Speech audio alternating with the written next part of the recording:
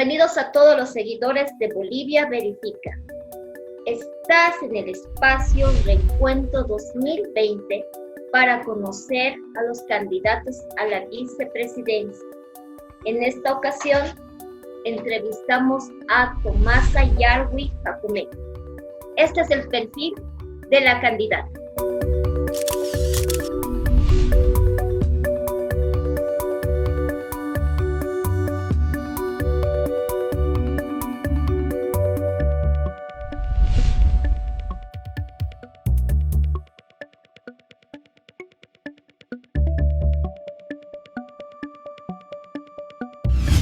Buenas tardes a todos, ¿cómo están? Para nosotros es un placer contar con la presencia de una persona distinguida y muy reconocida en el ámbito político y también en el ámbito social.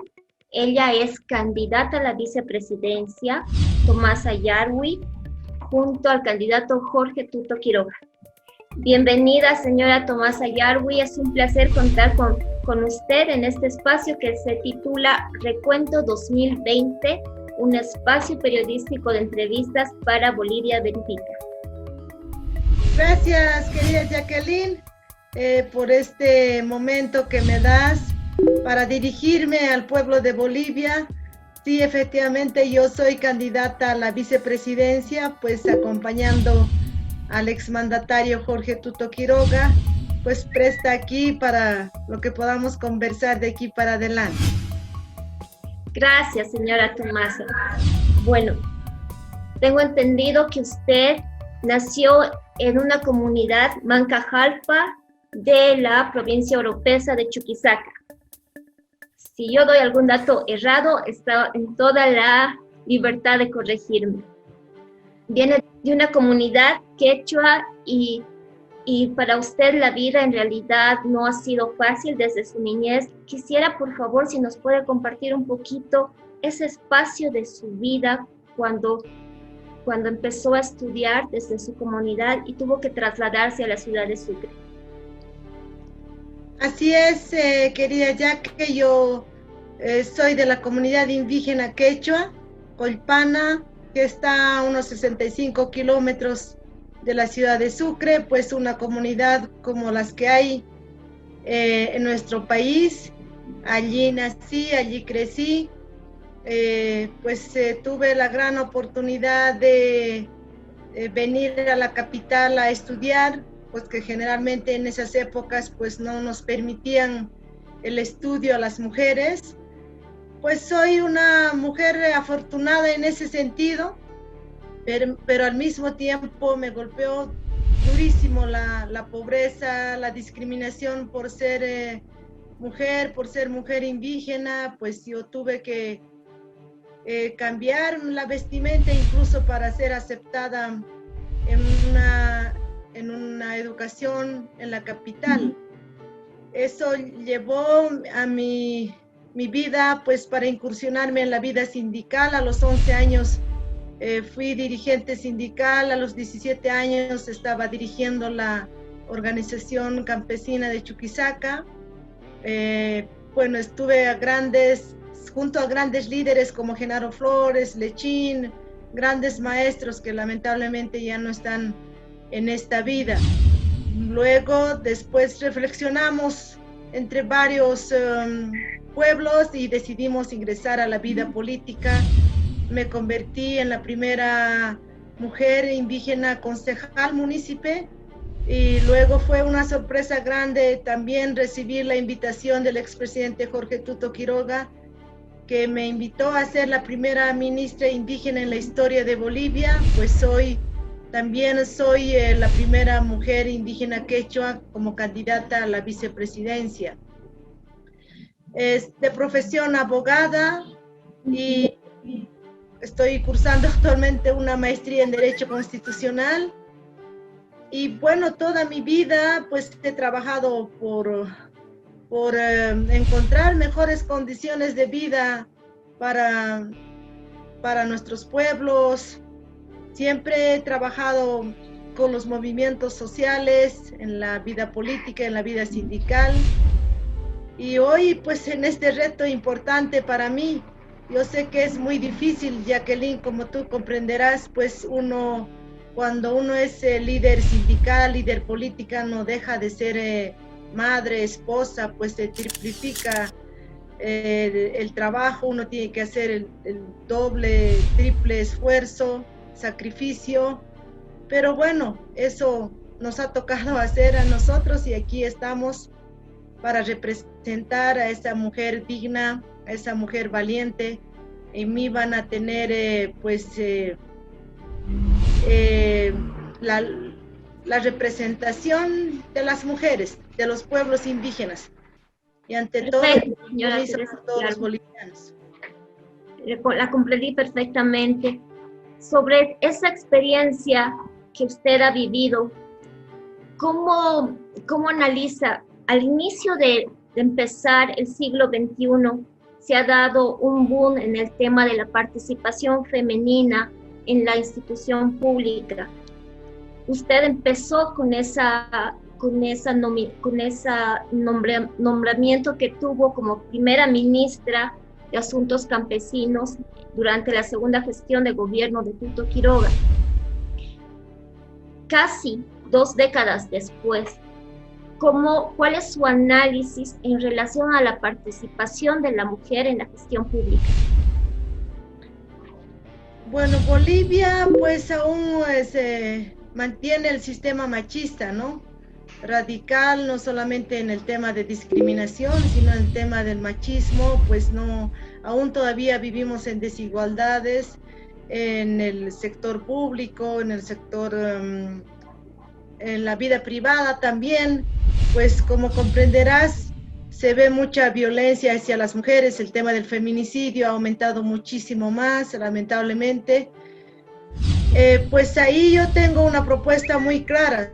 He trabajado y conozco la realidad, no solamente la pobreza, yo no lo he leído en libros, sino lo he vivido en carne propia, pues eso me está llevando a tener una propuesta real, una propuesta que pues de verdad nos convierta a todos los bolivianos en las mismas condiciones, ¿no?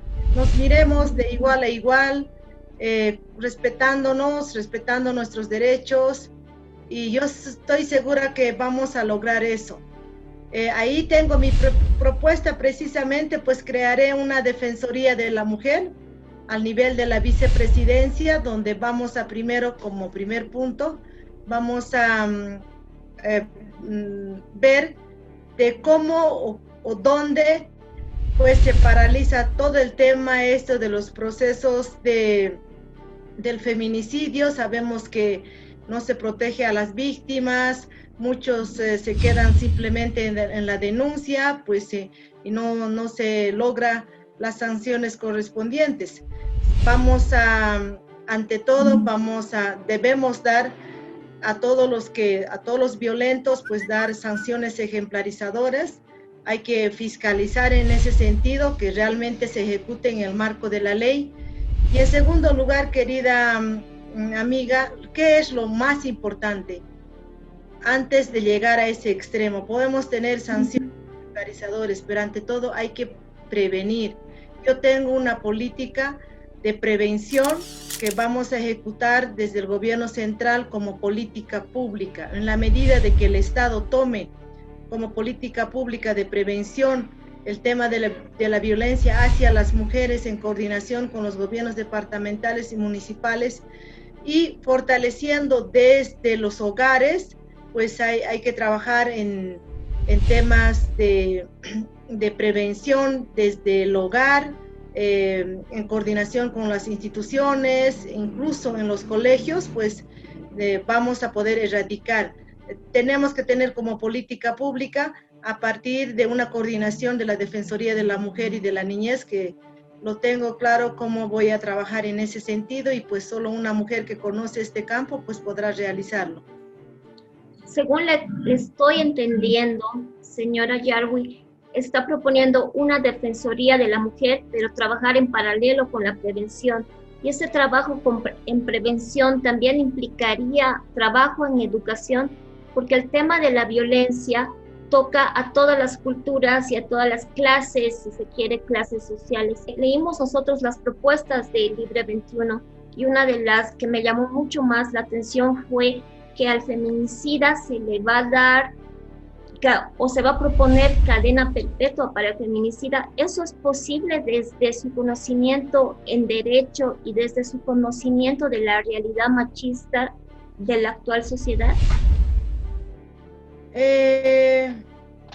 Lo que estamos proponiendo es sanciones ejemplarizadoras.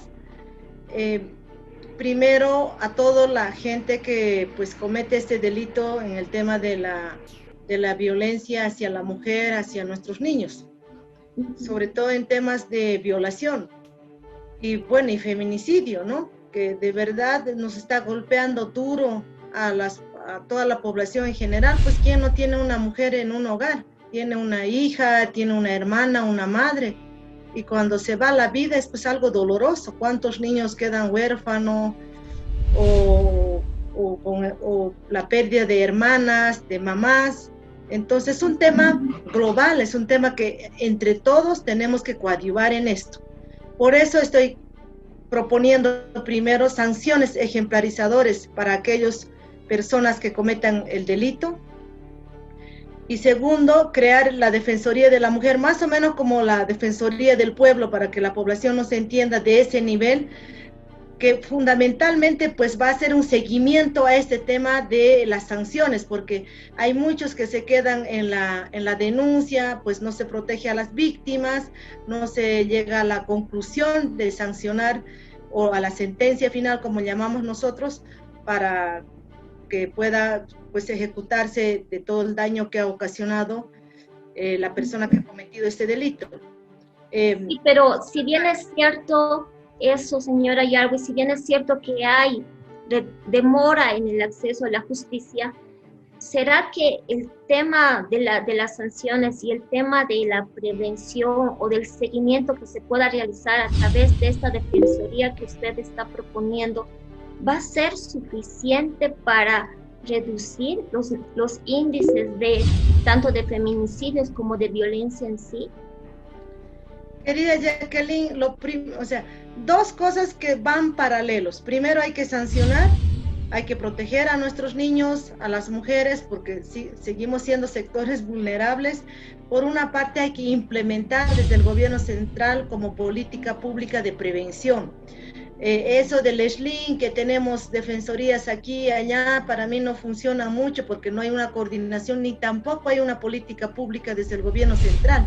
Entonces nosotros vamos a transversalizar la temática de género, coordinando con las departamentales y municipales como primer punto, de tal manera que todos demos enfoque de género en todo el sistema del gobierno central como política pública. Y a paralelo a eso también vamos a trabajar en temas de prevención en el sentido de darles valores. Los bolivianos y nuestros jóvenes hoy están perdidos. De verdad, ya no hay valores. Hay que trabajar en fortalecer el núcleo de la familia como primera parte, pues en la familia es donde debemos trabajar el respeto del uno al otro con nuestros niños y luego pues tenemos que entrar a las unidades educativas. En ese, es más, yo estoy proponiendo como una materia se debe llevar en los colegios, escuelas, de tal manera que ya nuestros jóvenes pues ya vayan tomando conciencia de la importancia del ser humano y de la importancia de respetarnos los derechos tanto de los hombres como de las mujeres, como de los niños. Pues eso pasa porque de verdad si nosotros implementamos este sistema de como prevención a partir del hogar, a partir del colegio, es posible erradicar. Si tenemos una política pública no sectorializada, porque hasta hoy se ha trabajado de manera sectorial, un curso más aquí, un curso más allá, hay que trabajar incluso en el tema de concientización, de tal manera que la sociedad en su conjunto, pues todos tenemos que trabajar de manera conjunta para erradicar este mal y logremos tener un país libre de violencia hacia las mujeres. Perfecto. Al inicio usted estaba compartiendo con nosotros parte de su vida y de su niñez, de lo difícil que fue acceder a la educación, que tuvo la necesidad de dejar su comunidad para poder estudiar en la ciudad. Muchas personas han pasado por esa situación y mucho más hoy en día, que ya ni siquiera el tema de las distancias de acceder a una escuela pública o una escuela privada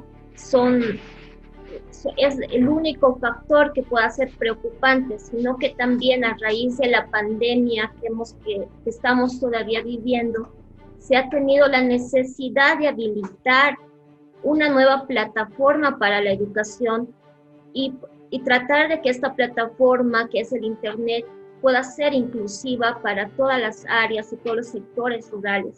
¿Cómo enfoca su propuesta para poder permitir precisamente a muchos niños, a miles de niños de comunidades rurales, el acceso a la educación sin esta diferencia que existe entre el tema de acceso a Internet, el tema de acceso a computadoras? ¿Cómo visualiza usted tratar de unificar este acceso a la educación? Bueno, en nuestro plan, que lo hemos denominado alcanzar el bienestar social, que dentro de eso está la parte de educación, pues un pueblo educado, un pueblo sano, dice mucho de su desarrollo.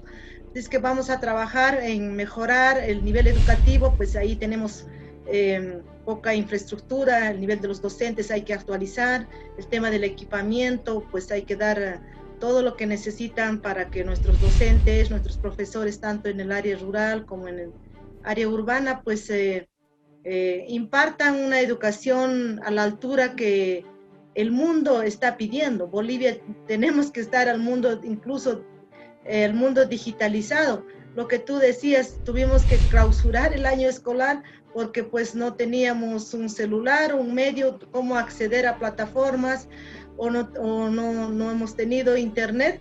El internet ya no debe ser algo inalcanzable, el internet debiéramos acceder, a todos nuestros niños debería alcanzar. Lamentablemente pues no se ha logrado por el gobierno de transición, se están perjudicando a nuestros niños. La educación es lo más importante, yo no quiero que sufran como yo sufrí, pues tuve que salir profesional en etapas, salir de mi comunidad. Yo quiero que en mi comunidad exista todo lo necesario para que los niños de mis hermanos de los pueblos indígenas tengan acceso a la educación, pero particularmente las mujeres. Ahí seguiremos manteniendo el bono como una forma de incentivo para que puedan continuar accediendo a la educación. También tenemos que vamos a trabajar en el tema de becas, pues hay que hacer intercambio de nuestros jóvenes con otros países. Es muy importante que vayan a tener experiencia, no solamente en el exterior, también que otros jóvenes vengan a ver la educación como tenemos en Bolivia. Es muy importante en ese sentido. También estamos proponiendo las becas para ir a otras universidades. Y al mismo tiempo también hay que implementar el tema de la educación bilingüe. Yo creo que eso es muy importante. El año 2001 y 2002 nosotros asignamos ítems en el tema de educación y más presupuesto, pues a aquellos profesores que enseñaban en bilingüe, es decir, en el español, en el idioma nativo, si es aymara, quechua, guaraní. Eso es muy importante seguir implementando. Vamos a seguir fortaleciendo, más aún que yo soy de una comunidad indígena, pues yo no quiero que de verdad nuestras raíces, de cómo somos, nuestro idioma ante todo, pues se pierda. En el tema de educación estamos proponiendo de manera integral en todo sentido para lograr el acceso equitativo entre los hombres y mujeres, y garantizar hasta la conclusión de los estudios, hasta que sean profesionales, pero ante todo que sean profesionales competentes. Perfecto, señora Yarwi. Me interesa muchísimo su formación en Derecho, sobre todo, y yo sé que me va a entender nosotros como periodistas hemos sufrido muchísimo y venimos sufriendo mucho cuando necesitamos acceder a una información clara, porque generalmente la institución pública solo nos da aquello que le conviene que se pueda difundir, pero muchas veces tenemos dificultades cuando tocamos la puerta de ministerios y de oficinas públicas. Y Bolivia es uno de los pocos países que no cuenta con una ley de acceso a la información. Se está proyectando, y desde su conocimiento en leyes es posible poder trabajar en una ley, en un proyecto de ley que nos pueda facilitar a nosotros la labor periodística y además transparentar la información para toda la población. Así es uno de los temas que hemos incorporado dentro de nuestro plan, pues toda la función pública pues debe ser de manera transparente, no hay nada que ocultar. Es más, nosotros vamos a digitalizar la información, es decir, que ustedes simplemente con un acceso puedan verificar y tener toda la información. Vamos a facilitar, no solamente abriendo las puertas, sino también digitalizando para que ustedes sepan cada funcionario, desde el presidente hasta el último funcionario, sobre todo en temas de ejecución de obras, pues donde más se golpea ahí con la corrupción, se tiene que hacer una transparencia total. O sea, no tenemos nada que ocultar en primer lugar, y en segundo lugar, pues vamos a digitalizar la información. Creo que ese es un punto muy importante, muy favorable incluso para ustedes, para que ustedes accedan de manera transparente, sin ningún miedo, qué es lo que debe hacer un funcionario público, porque finalmente pues queda lo que nosotros hacemos. Nosotros ya tenemos experiencia, si bien no mucho tiempo, pero hemos transparentado absolutamente todo ante los medios, y ahora más aún vamos a avanzar más allá para que ustedes a través de los medios digitales pues puedan entrar y verificar de todos los funcionarios públicos. Claro, eso es un compromiso que por lo general todos los políticos y en su momento siempre se han comprometido. No lo vaya a tomar a mal, pero tenemos ahora su compromiso grabado. Así es. Se lo estoy remarcando porque es realmente una necesidad vital para todos nosotros y para la población en general también. Quiero comentar algo, señora Teresa Yarwi. Nosotros estamos viviendo ahora el boom de la tecnología y el boom de la información a través de las redes sociales y las páginas web que abundan. El internet se ha masificado estas 2 últimas décadas sobre todo. ¿Cómo imagina usted o cómo analiza el tema de la desinformación? Si bien se ha masificado el internet, pero existe multitud de información falsa. ¿Cómo podría regularse esa información falsa si es que el caso lo amerita? ¿O cómo se puede luchar contra la pandemia de la desinformación? Bueno, yo creo que ahí pues hay que acudir a los medios de comunicación. Los medios de comunicación para nosotros juegan un rol importante, pues la prensa libre, seria, pues va a decir toda la verdad, ¿no? ¿Qué es lo que el pueblo necesita? Una información transparente, verídica, y no así distorsionada como se ve efectivamente en las redes sociales. Pero en la medida de que nuestros medios de comunicación y desde el gobierno central podamos dar información clara, pues eso se puede manejar a través de los medios estatales, de los medios privados, en todos los medios que ustedes lo manejan, ¿no? Y ante todo, mi respeto único en nuestro gobierno, ustedes tendrán pues una prensa libre, no una prensa amordazada, sino que puedan trabajar libremente, ¿no? Si tienen que fiscalizar, si tienen que criticar, de eso se trata. Así fortalecemos la democracia. Nosotros nunca vamos a corretear a los opositores, menos amordazar a la prensa, menos perseguir a la prensa, ocultar información, de ninguna manera. Ya lo hemos hecho, a la diferencia de otros proyectos, nosotros ya hicimos, y bueno, eso vamos a seguir haciendo. No hay nada que ocultar, y pues nos valeremos a ustedes. Como se dice, ustedes nos van a coadyuvar en esta información verídica que tiene que llegar al pueblo lo que es. De acuerdo, entonces considera que quizá no sea necesario regular el manejo de redes sociales, por ejemplo, o los mensajes falsos, de manera legal. Yo creo que es un tema muy complejo, ¿no? Porque ya se intentó de hacer en los anteriores gobiernos.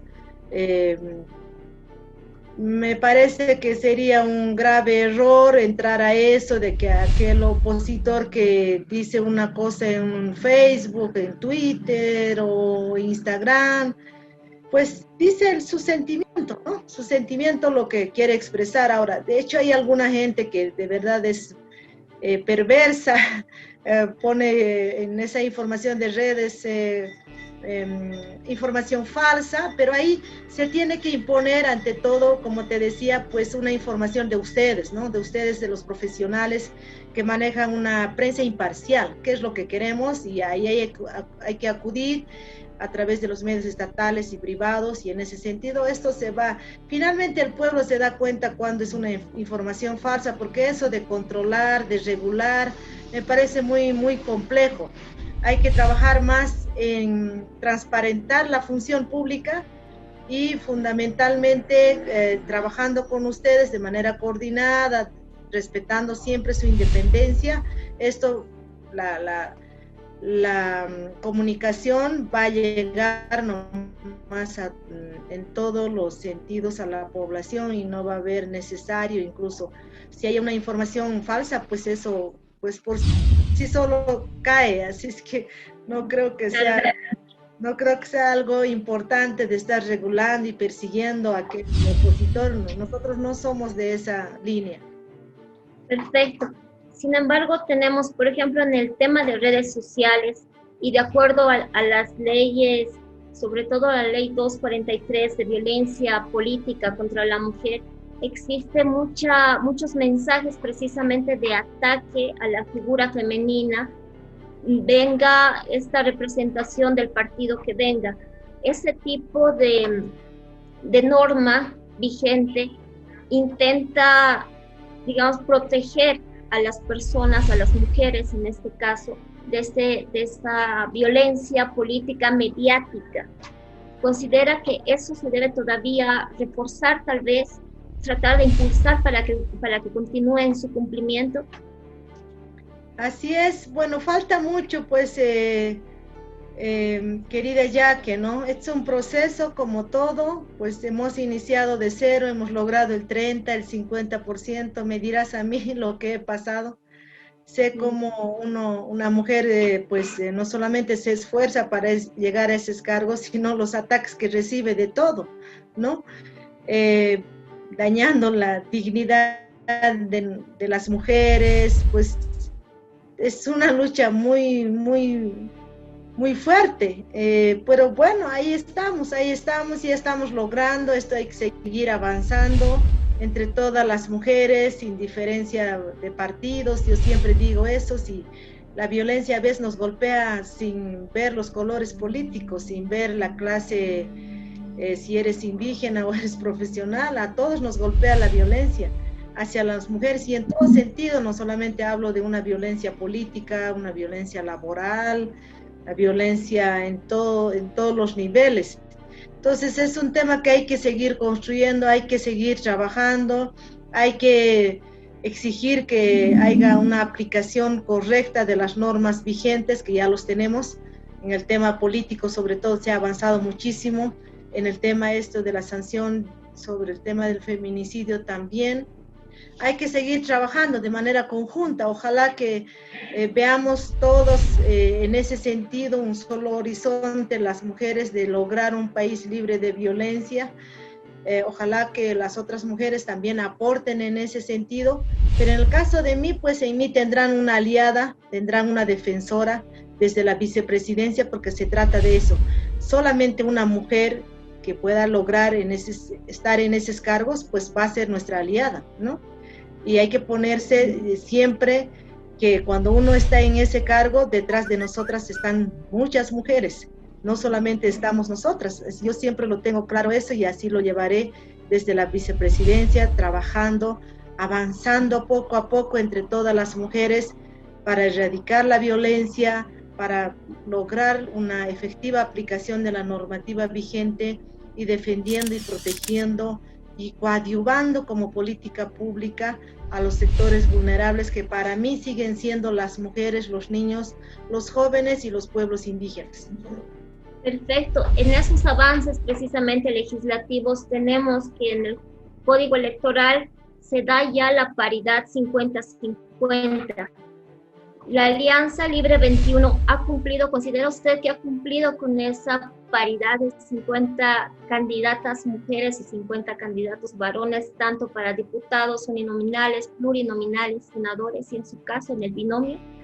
Sí, nosotros no solamente hemos cumplido, porque además si no cumples, pues la lista te rebota, así es que sí o sí tienen que cumplir todos los partidos políticos, pero hemos ido más allá, no solamente hemos cumplido en el tema de paridad entre hombres y mujeres, este proyecto ha incursionado casi el 50% de renovación, como primer punto, y luego pues en el tema del binomio, como comprenderán, no existe una ley que exige igual la paridad para el binomio, es decir, para presidente o vicepresidenta. Nosotros, siendo siempre coherentes con el discurso y con los hechos, pues aquí me tienen de candidata a la vicepresidencia, a diferencia de otros partidos que no lo tienen. Ahí ven cuántos proyectos políticos que están en carrera electoral y no hay una participación de la mujer. Yo creo que también eso es algo que hay que valorar. En el caso del proyecto nuestro, del Libre 21, pero ante todo, pues del presidente Jorge Tuto Quiroga, le decimos presidente porque por respeto se lo dice así, cuando son presidentes ya, y él tiene una visión clara respecto a la incorporación de las mujeres, el respeto a los derechos de las mujeres, a los derechos humanos y particularmente, pues, con mi persona lograremos una mayor inclusión de nuestros pueblos indígenas. Querida Jackie, hay una cosa muy importante en este tema que tocar. Podemos ser distintos, podemos hablar en distintos idiomas, vestir de distinta manera, pero mi gran reto de mí es lograr una Bolivia unida. En el momento que nos miremos de igual a igual, entre la clase media, alta, como quieran llamar, y los pueblos indígenas, ahí se va a acabar la convulsión y las diferencias entre nosotros. Tiene que terminar la discriminación y no podemos estar en este odio, rencor. La violencia trae más violencia, el rencor trae más rencor. Ya basta de eso, yo creo que de verdad estamos cansados todos los bolivianos y tenemos que unirnos y lograr esa Bolivia diversa que está expresada en este binomio, y mi gran reto es tener un país con progreso, con paz, con desarrollo, pero ante todo una Bolivia unida, que es lo que yo quiero hacer y así está en mi plan. Que me parece muy bien, es un propósito muy loable, muy ambicioso además, señora Yarwi, y estamos hablando de acabar en realidad con cuadros culturales mentales, ¿no? En realidad con barreras mentales muy grandes.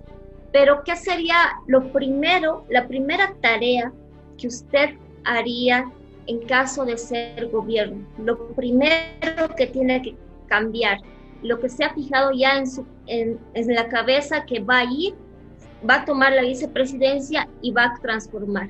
¿Cuál es esa tarea? Bolivia está pasando momentos muy complicados. Tenemos una crisis sanitaria, crisis política, crisis económica, y los temas estos tenemos que solucionar lo más antes posible.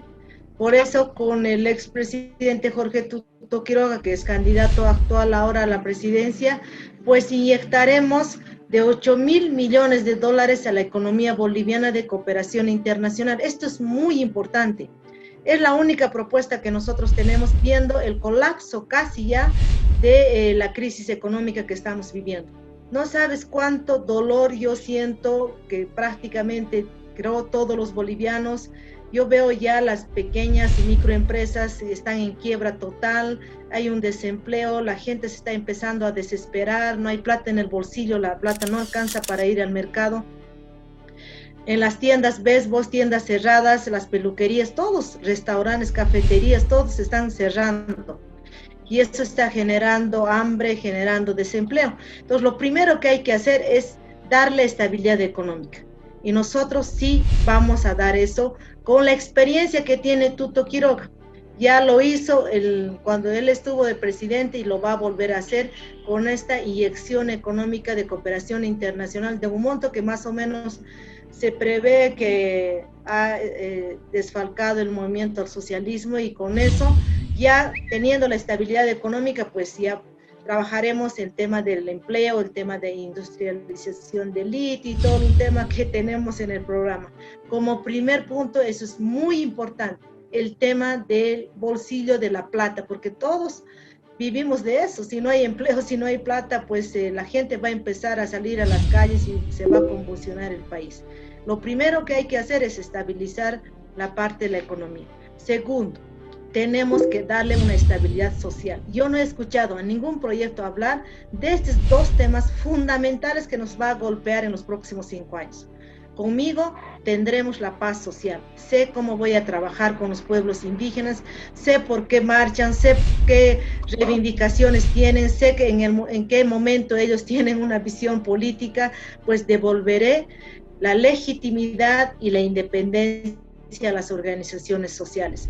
Es momento que tanto la Central Obrera y todas las organizaciones afiliadas a este ente matriz, esta organización que representa a todos los sectores sociales, pues devolverle la legitimidad y la confianza. Ellos deben trabajar de manera conjunta con nosotros. Me sentaré de igual a igual, gobernaremos con ellos, con todas las peticiones y necesidades que tienen, pero en la medida de que comprendamos que todos vamos a converger en esto, pues es posible dar la paz social.